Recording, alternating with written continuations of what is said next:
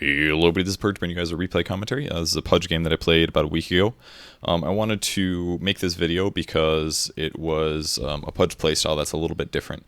I talked to Black at TI about this. He kind of recommends playing carry Pudge. Now, I'm sure a lot of you are crying out in horror right now as I make this video, but I'm going to spend the video talking about why it's kind of interesting and factors of why it's kind of good, and kind of the theory behind the way that it affects the game.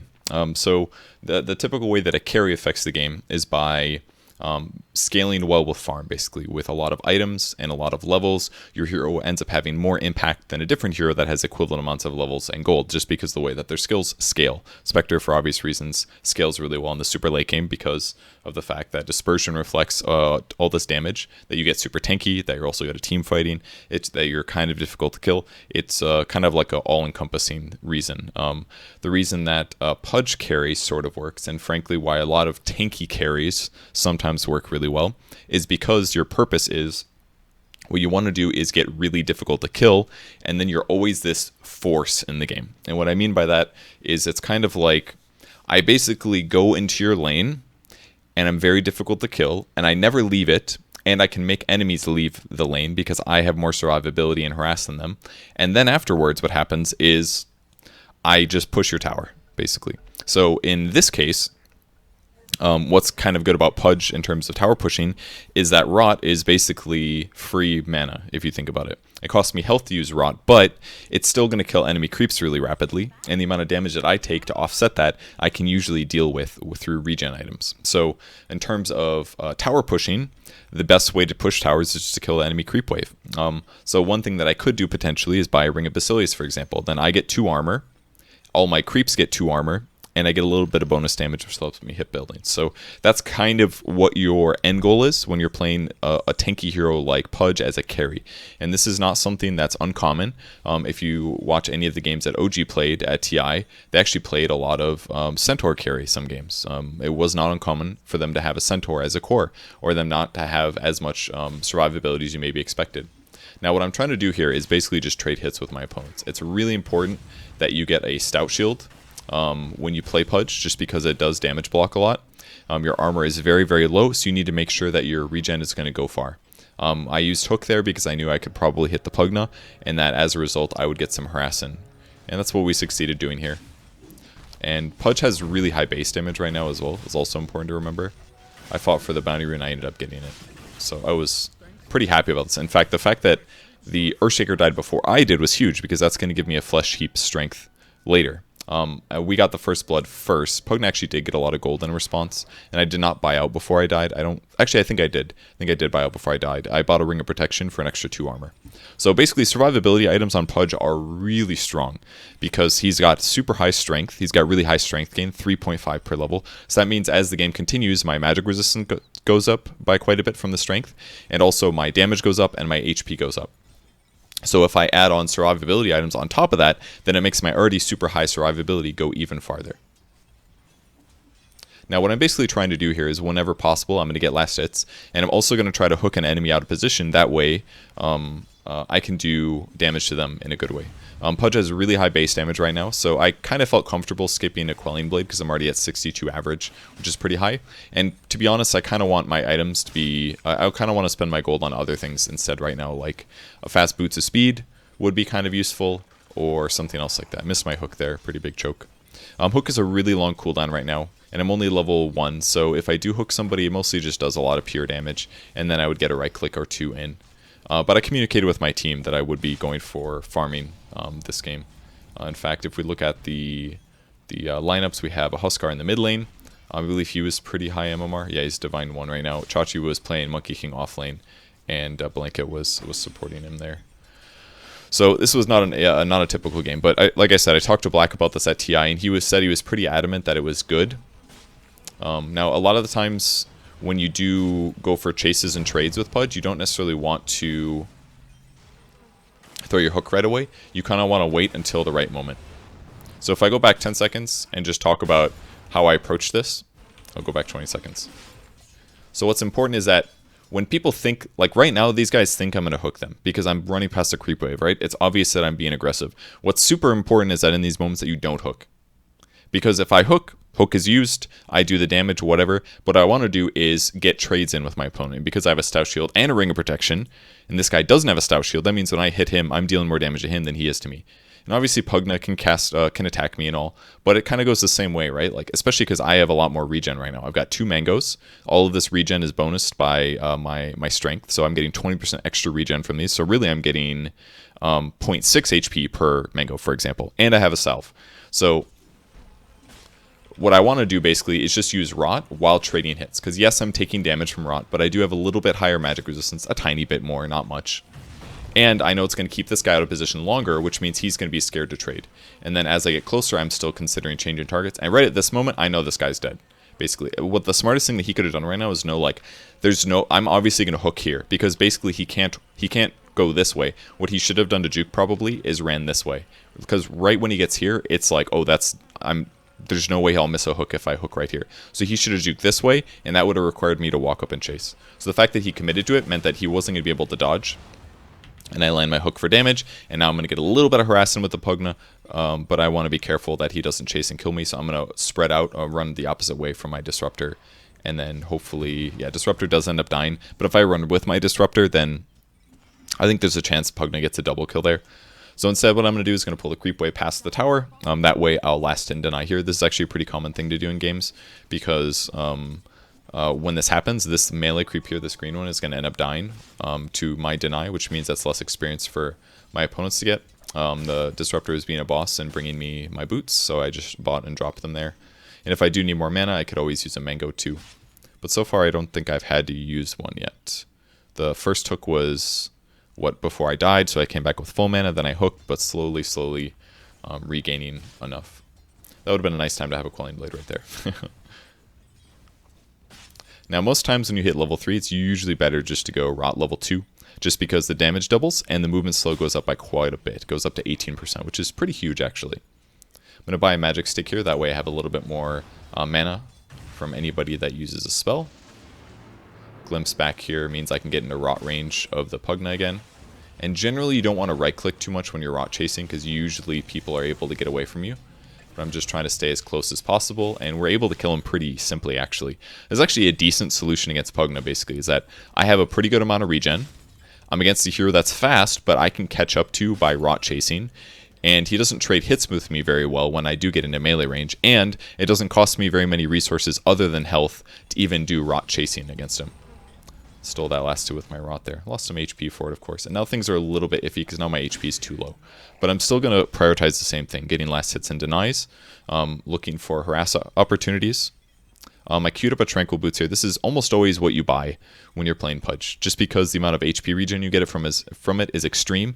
And it increases your movement speed by a huge amount when Pudge's movement speed is very low. So what I wanted to do this game, in this moment, is I really need regen. That was pretty clear. I actually didn't remember buying Tranquils. I thought, I must be thinking about a different game that I played. I think I played a 10v10 recently where I played Pudge. I don't think I ended up getting Tranquils. But I guess I did buy Tranquils this game. I misremembered. But it's in no way bad. I just remembered, I planned to remark like, oh, that's interesting. I didn't get the boots this time. I'm definitely considering running, especially now that I have Tranquil Boots. My movement speed has increased a lot. And I'm able to catch up. I've also picked up Flesh Heap here at level 4. This is pretty important usually. I also dropped my Tranquil Boots before I went for the last hit there. That way I wouldn't get them disabled, but now the Pugna has dealt with that. A little scary. I used my magic wand here. Maybe letting him deny too many of my last hits here. Not sure though. But you do want to pick up Flesh Heap semi-early just because it's 8% extra magic resistance. That's actually a huge amount in terms of healing. I tried to hook the Pugna for the 5-minute bounty rune, but unfortunately he had stacked the large camp, which actually benefited him because then it ended up blocking my hooks. That was a really nice play by him. I don't know if he did that on purpose or not, but if he did, it was smart. And I think I saw him attack the neutral, but I just kind of assumed like, this will be fine. Like I think I might be able to hit him with it. Ultimately, it wasn't worth it. Same thing, drop in Tranquil Boots whenever I'm last hitting. Prioritizing last hits over denies, of course. And I want to make sure that when this range creep re-aggroes, that doesn't end up attacking me. He casted Decrep on me, so I had to pick up my Tranquils because I got scared, basically. Now I'm able to catch up here. Landed hook when it was more reliable. and then finished him off at the last right click. So that's pretty good. Disruptor is doing a really good job in this lane. I think his support in this lane was absolutely instrumental for us doing well in this game. I'll pick up another rot level here because I want to max out the damage and the silence, or the damage and the slow as early as possible. I'm not sure what I'm doing right now. Am I waiting for tranquils? I think I'm waiting for tranquils, but I don't know why I'm standing over here. I think I told him to last hit maybe. I don't remember. I'm confused. So when you do drop tranquils like this, you just gotta make sure that if there's a hero that you pick up your boots really fast. Oh, and it's also very helpful actually to stand on top of your item. That way if somebody tries to deny them by right clicking or by A-clicking them, that you can deny, or you can cover them with your body. That way they'd click on your hero model instead of the actual item. Now that my HP is mostly full, I'm just going to go back to last hitting and kind of just rely on being comfortable here. I thought it was pretty likely that he would be in that position. We're able to kill him again. The only other way that he would have gotten out is if he juked in these trees and ran down instead to trick me. But I know that this tree exit only goes north, so I thought that was pretty easy to reliably get that kill. Probably should have gone for a rot there to get that last hit, but I ended up missing it here. Drop my Ring of Protection briefly. And I'm just rot toggling here to try to get last hits because I don't want to, wasn't ready basically to drop my tranquils. But I'm almost healed. And at this point I said like, this is stupid. Why don't I just eat the mango and then put the Ring of Protection back in? Because 2 armor is actually huge at this HP. It's basically 10% more health against physical damage. So you could look at it as like an extra 100 HP if I only take physical, which I probably won't. Now when this creep wave meets, one cool thing you can do on Pudge is stand there and rot. You can't attack the creeps. But if I have my tranquils going, I actually did get attacked by a range creep there for some reason. But if you just stand in the creep wave, then you're regenning from tranquils, which offsets your the rot damage. Now I'm kind of looking to see if Pugna's around, because if we do find him, it should be an easy kill, because I have Dismember now. This is probably the moment as well where I kind of felt like I should have had a Ring of Basilius, just because 2 more armor to my creeps would be huge for pushing the tower. But I ended up playing a little bit safe and just saying, whatever, I'm just going to go for a hood, because it's also kind of a pain in the butt to go pick it up. I got a little lucky on that 1 melee creep, but it was pretty reliable there to get 3 of those last hits, I feel. But I probably should have been a little safer and gone for more last hitting. I've also picked up a cloak now. The reason being that I looked at the enemy lineup, and it's very clear that they have just a lot of magic damage this game. Magic damage heavy, magic damage heavy, magic damage decent, magic damage heavy. Spectre is a lot of pure damage, basically. But considering what I'm up against, I'm just basically happy to push the creep wave. I'm going to push the wave every time that I get an opportunity. I have to be slightly concerned about TP reactions, basically, and my survivability is still not amazing, but it's in a pretty good spot. Got 5 strength already. That accounts for, it's like 100 extra HP as well, so that's good. I tried to stack this, I was a little bit too late. The bigger the stacks get, the earlier you need to go for a stack here. And I'm also ready to bring out my hood whenever I get a chance to use the courier, which would be really useful. Just an extra, it gave me an extra 10% magic resistance in the cloak. From the cloak to the hood, then I could use the active as well, would be really nice. And also the HP regen. I actually don't remember if it increases your regen by much. I think it's like 5.5 or something. 6.5 actually, yeah. So, oh, actually it's exactly the same as the components. Yeah, same as components. But either way, that aspect of the hero is still really good. Again, with strength, it increases the amount of health that you get. It also increases the amount of regen that you get from regen sources. So if I build items like Pipe on Pudge, it's really beneficial because as the game goes on, it gives more and more and more regen. So you could definitely argue that maybe I should have rotated in the last minute or so. Like for example, if I TP to Dark Willow's lane, and Dark Willow has her 3rd skill, Curse Crown, and they don't see me coming, like right now, let's say I teleported top, maybe smoked. If she casts Curse Crown on somebody, in 4 seconds I have a guaranteed hook, as long as they're not standing next to a creep wave. So hypothetically, if I was top right now, I could see Pugna going on Dark Willow here. He's going to use his ulti probably, and then right here I hook him. And very likely I do a bunch of damage, and possibly I would have saved Dark Willow number 1, and we maybe were able to kill Dark Willow. Instead, I ended up staying in the lane. I did actually do something smart at least, but this is I sometimes have trouble with this, where if I'm winning a lane, I stay in it a little bit too long, generally. But I saw that the bounty runes were up. I saw this TP coming. I saw that was a quap. So I went for the hook because I thought that would give me a reliable, give me the rune reliably here. I also had to take his dagger, but really doesn't bother me because I was able to get both bounty runes for my team. That was really helpful. And now I'm finally grabbing my item. So I also put a buckler recipe and the ironwood branch on it. So the reason I did that is because I can buy chainmail from side shop for 550. You might be wondering, why am I buying a buckler? Well, the reason is that it's a lot of survivability. I'm just biting the quap here because I can, basically. Look how much I lost from that. I'm lifestealing when I use Dismember for the damage that it deals. And I have Tranquils. And I have a Ring of Health. So I've got tons of regen. So that means if I harass this quap, what she has to do instead is use all of her bottle charges. Now she's out of bottle charges because I did this harassment to her. And my Tranquil Boots is going to offset the healing anyways. Ooh, that's very clearly the real Spectre. A little unfortunate. I wasn't quite... I should have been probably watching my team. If I was, I could have actually anticipated that. I think at the beginning of it, I did actually expect... her maybe to haunt me, but I just didn't react in time. Just a crappy play by me. Maybe could have killed Spectre. It would have been a huge kill if I was able to do it. Okay, so Buckler is finished. This is what I was talking about. Buckler, if you ever watch pro games, Buckler is one of the most cost-efficient items if you want armor. It gives you 5 armor, and when you use the active, which has 100% uptime, that gives you an extra 2 armor. So really, this is a 7 armor item for 800 gold. And by itself, you might think, like, why would I just buy that? Like, why not spend my money on something else, or maybe get a medallion or something? The reason is that Buckler is just cheaper, basically. This was a nice play by them. The Earthshaker in perfect position, basically knowing that I was going to go in for a bite, kind of similar to how I did previously. And he instantly responded with a fissure, so that my Dismember didn't go through on the quap, especially because the Disruptor was also shown in lane, so it made it even more obvious that they were going to go for that kill. So that was just a really nice play by them. I do see they have a sentry up here. This cliff is kind of everything, I find, towards when you're pushing in this tower. And I would actually argue that my carry potential thus far has not been great. I've been a little bit too passive. I certainly should have rotated top at least once by now, instead of just sitting in my lane.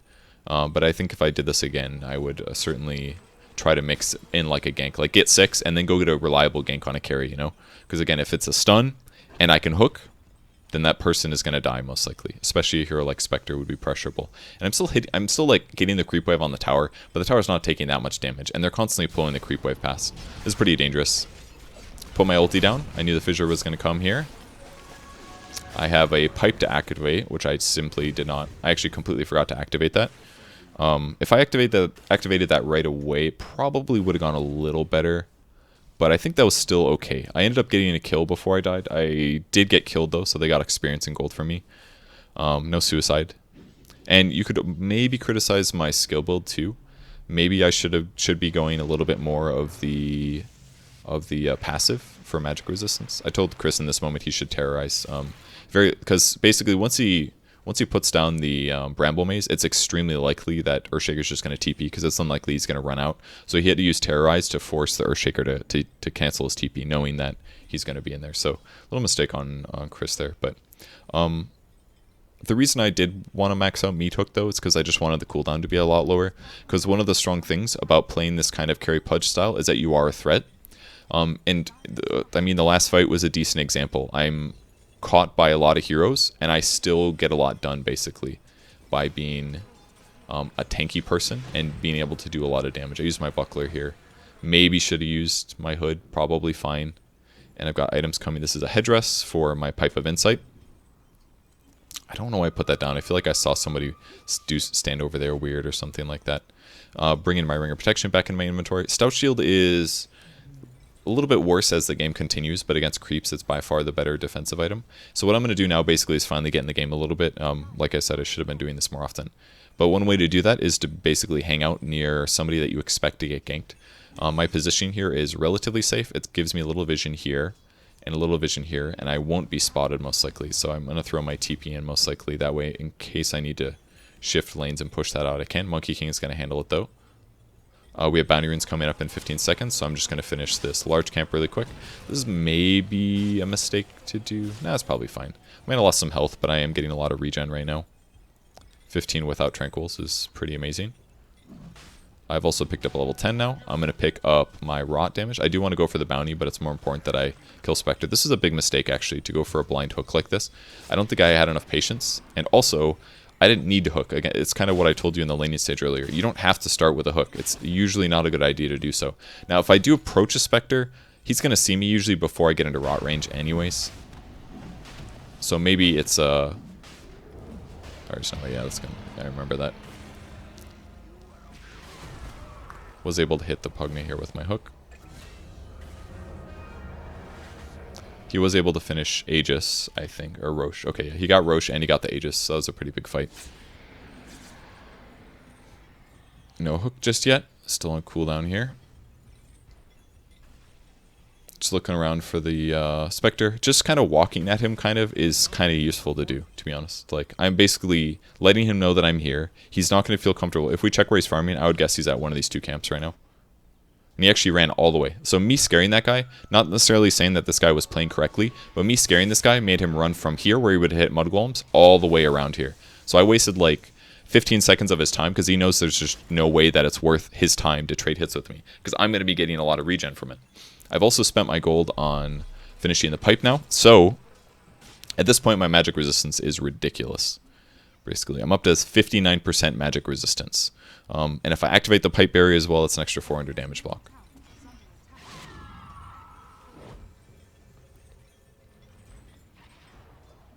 I don't remember if I could see him or not. I actually didn't want him to get glimpsed because I wanted to go hook him, personally. I used Buckler there.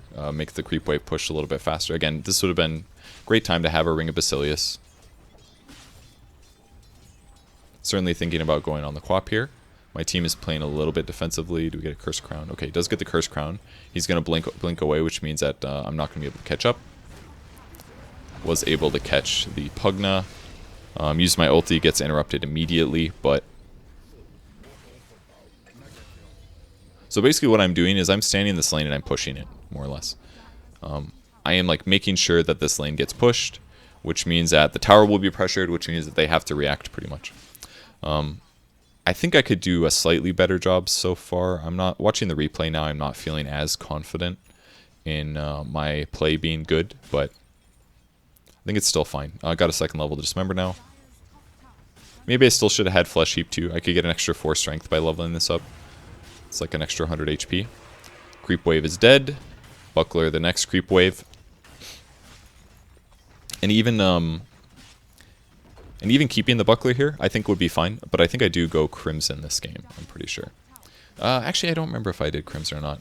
I was thinking about Crimson. That was what that's what Black recommended. He said Pipe Crimson was his way to play Pudge carry, and then later on you go Radiance, because once you get Radiance, you're already really tanky, and you also continue to scale. Like, you don't have very good agility and strength or agility and int gain, but your strength gain is so good, and if you're in a lot of fights and you gain a lot of strength for nothing, basically. There's a Quap jumping on me. I didn't know if Earthshaker was here. I was just kind of guessing. I was able to kill him. I also piped the creep wave, so that means Chain Frost is actually not very good because it just keeps all the creeps alive. I'm also just going to deny all the creeps that I can because that's less levels for the Lich nearby. A little bit more experience for me. I'm actually not worried in the slightest about Haunt. I have to be slightly worried that a low HP Spectre would TP in there and run away, but that's about it. So these guys can chase me, but it's actually pretty dangerous for them to commit. Because I've got my ultimate still, which means I can kill them. I also don't want to kill the creep wave right here because my HP is a little low. I'd kind of prefer to do some rot a little bit farther away from enemies. Now that we're so far away, I feel comfortable killing this creep wave. I also maybe could have dropped my tranquils there, but potentially while I killed that. That way the regen comes in faster. But I think it's just a little safer to keep them held when there's a hero like a Queen of Pain in the game, because she could blink and take them, and that would lose me about 1,000 gold. That'd be kind of a pain in the butt. So rather than farm these neutral camps, I didn't really feel safe doing that fully, so I just backed momentarily. And again, making Crimson Guard is a definite option on Pudge. It's just kind of expensive to go from there. So for example, if I wanted to make Crimson right now, I already have a Buckler for 800. I also have a Stout Shield that's 1,000. So I basically would have to spend 2,500 gold to upgrade all the way to Crimson. And it's a really good item in the right circumstances. Like when I played the 10v10 Pudge game the other day on stream, I played against a Visage, and against a Visage who has birds that hit for like 30 damage every hit, if I can give damage block to my team, that's really amazing and really powerful. We see the enemy heroes in the jungle, so I'm just going to occasionally walk in a little bit aggressively, kind of see what happens. And it seemed like they reacted to me. Maybe I'm just saying this now, but I can tell because I saw because I can see the ward. But, you know, basically this part of the map is kind of all mine. If I get a little low, I'm going to run away. But my goal is basically, I'm going to farm this dangerous farm here. And then my team can handle the mid lane, the jungle, all of our jungle, and the bottom lane. So we're basically getting more farm right now as a result of my positioning. Just a little bit. It's not like all me or anything, but I'm certainly helping. Huskar over here is also pretty much doing a great job carrying. What is his KDA at the moment? 7-2-0. He's doing really good. This is pretty awesome. I just TP'd mid here, wanting to get into the fight. Missed my hook. I didn't realize we were going to be able to catch the Spectre. I thought he was going to run through the trees here. I ultied the... It's very important that when an Earthshaker initiates that you ulti him or stun him right away if possible, because the benefit of Earthshaker is that it is you are chain stunning your enemies. So if I can stun him back, it prevents him from chain stunning my heroes. Obviously, we also had the Disrupt ulti, which is really good to guarantee that both of those guys died either way. But that was a pretty good fight. I think I focused too much on the creep wave, maybe. I genuinely thought that the Spectre was easily going to be able to get in the trees. I didn't realize right away that what he had active. Pipe the creep wave as well, because I want to just hit buildings while they're dead for a bit. My right-click damage, that's one of the nice things about Pudge, actually, is your right-click damage ends up being pretty much amazing throughout the whole game, just because of all the strength that you gain. Got 3 points in Flesh Heap right now, too. Putting defensive items on the Huskar when possible, and I also want to stand pretty far up. That way, if they go on our allies, that I can actually help out.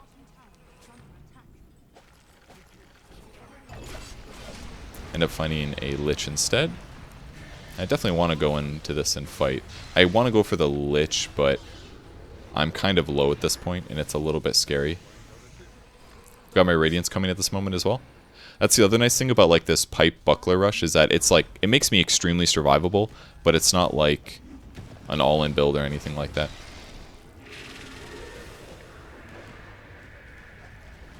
I forgot how embarrassing that one.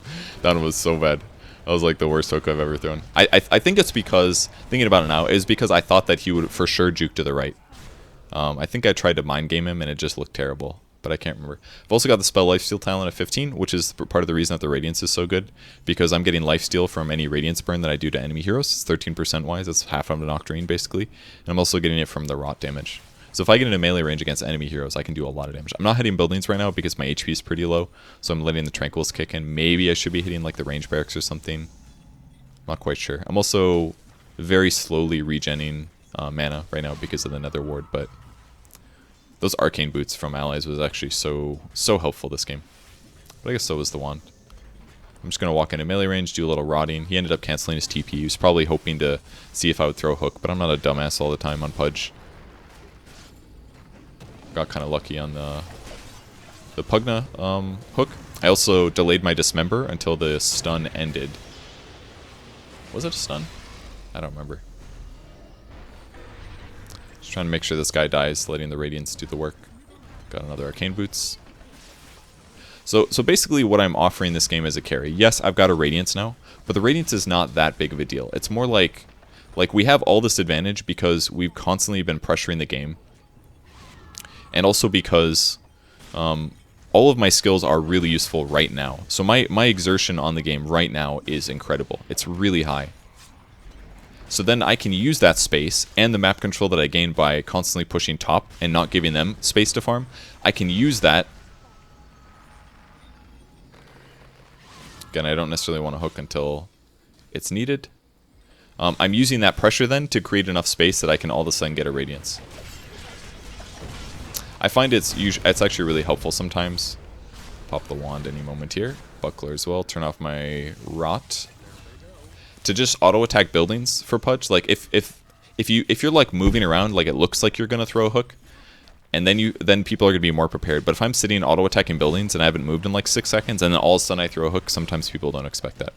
And a lot of you might be thinking like, I don't know, I like playing Pudge with Atos or Aether Lens or whatever. And those items can work, but they're not as...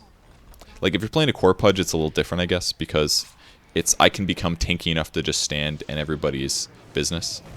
Unfortunately, I hit the creep there. It's disappointed about that one. And I actually can't get too close, unfortunately. Maybe I should have. Maybe I could have guaranteed that kill. But we've secured a 2 racks basically early on. And at this point, you know, Spectre's in a bad place. This is probably a good example of a hero that is pretty effective against Spectre, actually. Like, Pudge late game normally against Spec is rough because once he haunts, it sucks. Like, you can't throw a hook without hitting an illusion. But this game, it feels really good because I basically take my early laning advantage and I turn that into lane pressure. I've got really high raw HP, which is good against Spec because he attacks with pure damage with his passive. I assumed that he had a ward. I think I watched his player perspective later, and it was actually like he just changed his mind kind of or something like that, or maybe he knew that I was over here because I hit the creep wave. I don't remember exactly. But basically, like, Spectre, yes, he's going to reflect a lot of damage back to me, but I mostly do magic damage, so he's reflecting magic damage back to me, which I'm quite tanky against. I ultied this guy because I knew that he was the only one with a stun. Actually, somebody had a Yule's that they just used. Used my buckler here too. I've got a 7-stick, 8-stick. Tried to kill him there, found the Lich instead, which is all good. Got a 3rd point in my ulti just now. And I was able to kill the quad before I ended up going down, which was a lot of damage. So I think that right there showed a good example of kind of how incredible this can be, basically. This is basically what Black was telling me about, is that, like, once you get all these tanky items and you have a Radiance and you have rot damage, it's actually really tough for enemies to kill you unless they have something like minus armor. Like, all of this magic amp that they're dealing with is just not very useful, basically. It also helps that I got most of my Dismember off against the Earthshaker, and he wasted his Fissure and all of that. And it also helps, obviously, that there's a lot of heroes here, so that means I'm getting more lifesteal from, like, the Radiance and stuff like that. But if they didn't have Quap ulti, which deals pure damage, obviously, it would have taken a lot longer for me to die anyways. And in the meantime, my team is just hitting buildings and doing other stuff on the map. So even if you, like, get yourself into some stupid situations like that, which you could argue I did, because I was essentially, you know, 1v4, it doesn't necessarily matter because it means that your team should be getting a lot out of the map in the meantime. If they're pushing lanes, if they're hitting buildings, if they're getting efficient farm, then what I've done is just create space in all extents of the word. So my goal basically from here on out is just get as tanky as possible. Not that the game isn't over, but building a Shiva's next would be kind of fun. It would give me a ton of mana, which I'm still lacking a little. It would also give me a little bit more armor from 10 to 15. I could also buy a Lotus Orb. That way, if there's silences or nasty debuffs, or if there's like a Spirit Vessel, it would be a decent counter against me. Part of the benefit of us winning so hard is that they have very little ability to build it. Nobody even has an urn. But if they had an urn or a Spirit Vessel on the way, I would definitely go like Lotus Orb. That was a funny terror. I barely could miss the guy.